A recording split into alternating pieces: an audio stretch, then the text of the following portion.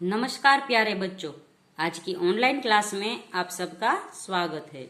यदि आपको मेरे वीडियो के नोटिफिकेशन ना मिले तो आप YouTube में मेरी चैनल सर्च करके चैनल में जाके वीडियोस में मेरे सारे वीडियोस देख सकते हैं। तो बच्चों, पिछले वीडियो में हमने सीखा था हिंदी कक्षा 8 का पाठ नंबर 9। पाठ का नाम था ममता और लेखक का नाम था जयशंकर प्रसाद। तो इस पाठ में हमने देखा था कि रोहतक दुर्ग में जो मंत्री चूड़ामणि था वो अपनी दोहिता यानी पुत्री के लिए स्वर्ण हार लाया था और कई सारे सोने के गहने लाया था, पर ममता है वो उसे लेने से मना कर लेती है। अब आगे देखते हैं। ममता कहती है कि मैं है ये जो धन है वो मैं नहीं ले सकती, ये स्वर्ण मैं नहीं लेगी, क्योंकि ये शत्रु के उत्कोच का आपने स्वीकार करके ये धन प्राप्त किया है, इसलिए मैं ये न लूंगी। मूर्ख है कहकर चूड़ामणि चले गए। लड़की को कहा तू तो मूर्ख है, इतना सारा सोना है तू छोड़ रही है। दूसरे दिन जब डोलियों का तांता आ रहा था, मंत्री चूड़ामणि का हृदय धक धक करने लगा। वे अपने को रोक न सके। उन्होंने जाकर रोहतक दुर्ग के तोरण पर डोलियों का आवरण खुलवाना चाहा। पठानों ने कहा यह महिलाओं का अपमान करना है। बात बढ़ गई, तलवारें खींची, मंत्री वहीं मारे गए। राजा रानी और कोष सब छली शेरशाह ने के हाथ पड़े। निकल गई ममता। डोली में भरे हुए पठान सैनिक दुर्ग भर में फैल गए और परंतु ममता न मिली। तो अगले दिन डोलियों में है वो पठान सैनिक थे और चूड़ामणि ने जब उसे रोकना चाहा तो चूड़ामणि को सैनिकों ने वही मार डाला और राजा रानी और उसका सारा धन था वो सब ले लिया। और फिर पठानों ने ममता को ढूंढा, पर ममता है वो कहीं नहीं मिली। काशी के उत्तर में स्थित धर्मचक्र विहार मौर्य और गुप्त सम्राटों की कीर्ति का खंडहर था। खंडित शिखरों वाले भवन तृण गुल्मों से ढके हुए प्राचीन और ईंटों के ढेर में बिखरी हुई भारतीय शिल्प की विभूति ग्रीष्म की चंद्रिका में स्वयं को शीतल कर रही थी। जहां गौतम का उपदेश ग्रहण करने के लिए पंचवर्गीय भिक्षु पहले मिले थे, उसी स्तूप के भग्नावशेष की मलिन छाया में एक झोपड़ी के दीपलोक में एक स्त्री पाठ कर रही थी। तो बहुत साल बीत गए। अब वो ममता है वो भागकर काशी में के उत्तर स्थित जो धर्मचक्र है वहां पर रह रही है और वह श्लोक बोल रही है। अन्यन्याश्चित्यन्तो माये जना पर्युसायते। पाठ रुक गया। एक भीषण और हताश आकृति दीपक के मंद प्रकाश में सामने खड़ी थी। स्त्री उठी। उसने कपाट बंद करना चाहा, परंतु उस व्यक्ति ने कहा माता, मुझे आश्रय चाहिए। तुम कौन हो? स्त्री ने पूछा।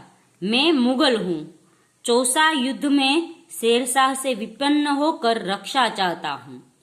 यह इस रात अब आगे चलने में असमर्थ हूँ। तो हम सबको पता है चौसा का युद्ध है वो शेरशाह सूरी और हुमायूं के बीच में हुआ था। हुमायूं वहां से है रक्षा करने के लिए वहां से चला गया और चलते चलते ये ममता के घर आ पहुंचा और वहां से वो आगे नहीं चल पा रहा था, इसलिए ममता से एक रात रुकने की मदद मांग रहा था। क्या शेरशाह से? स्त्री ने अपने होठ काट लिए।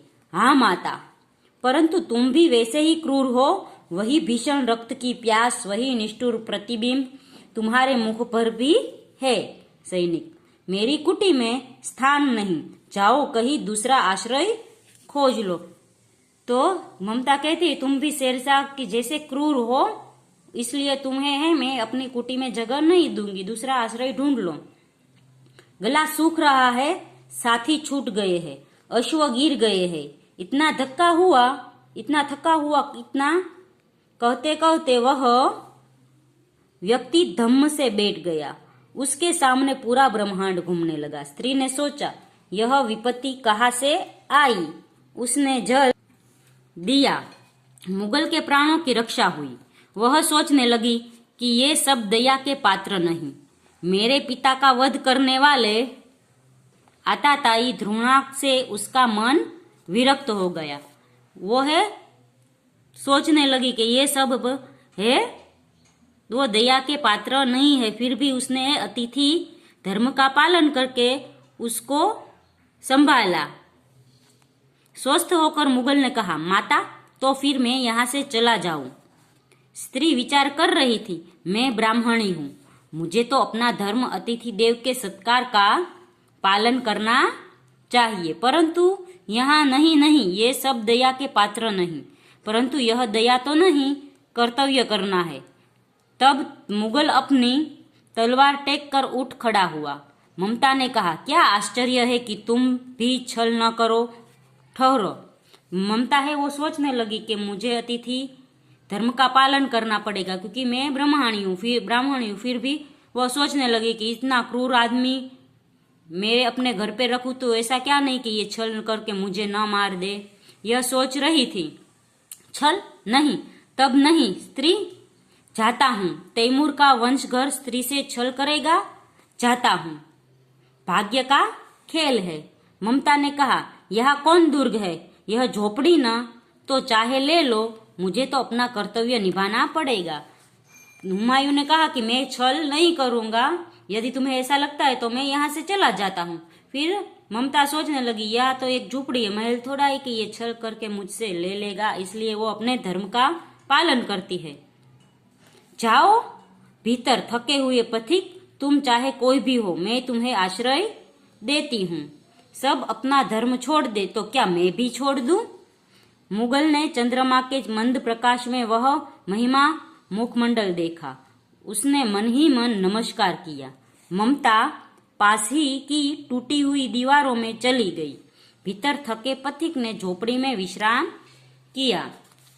फिर ये पथिक था वह उस विश्राम किया और प्रभात में खंडहर की संधि से ममता ने देखा सैकड़ों अश्वारोही उस प्रांत में घूम रहे हैं।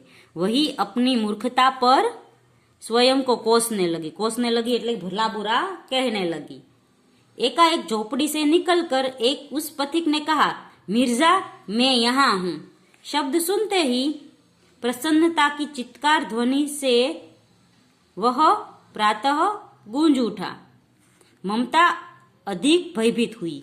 पथिक ने कहा, वह स्त्री कहाँ है, उसे खोज निकालो। ममता छिपने के लिए अधिक सचेष्ट हुई। वह मृग दाव में चली गई।